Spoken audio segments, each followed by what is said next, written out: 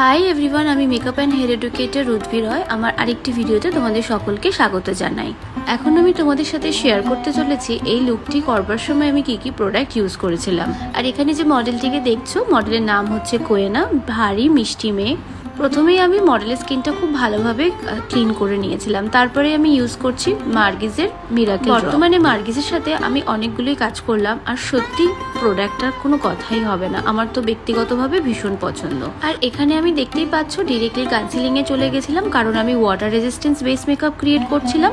Water resistance base makeup করতে গেলে কিছু নিয়ম মানতে হয়, যেমন আমরা এখানে টোনার ইউজ করতে পারবো না, ময়শ্চারাইজার লাগাতে পারবো না। এগুলো যদি আমরা ঠিকঠাক প্রসেসগুলো অ্যাপ্লাই করি তবে কিন্তু একটা রাইট প্রসেসে তোমাদের ওয়াটার রেজিস্ট্যান্স বেস মেকআপ তৈরি হবে।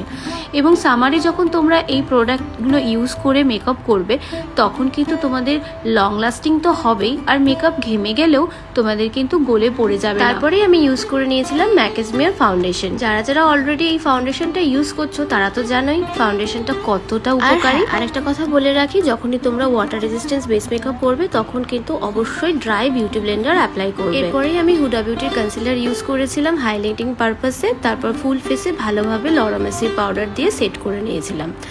এরপরেই দেখার পালা যে আসলে ওয়াটার রেজিস্ট্যান্স বেস মেকআপ হলো কিনা। মেকআপটা দেখো একটুও সরছে না। এইভাবেই কিন্তু আমরা তৈরি করে নেবো একটি সুন্দর